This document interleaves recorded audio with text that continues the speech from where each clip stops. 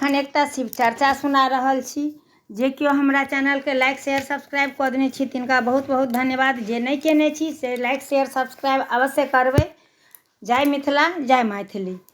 भोला जी के बगिया में अरहुल के फूलबा फूल एक चनार गे माई। भोला जी के बगिया में अरहुल के फूलबा फूल एक चनार गे माई। फूलबा फूल एक चनार।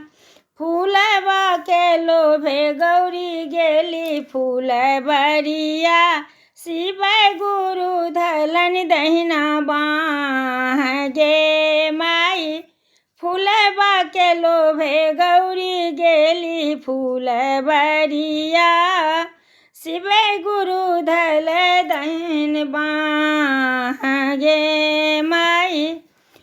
छोरू छोरू आहे शिव मोरो दहिन बाहिया देखली है पापा जी हमार गे माई। छोरू छोरू आहे शिव मोरो दहिन बाहिया देखली है पापा जी हमार।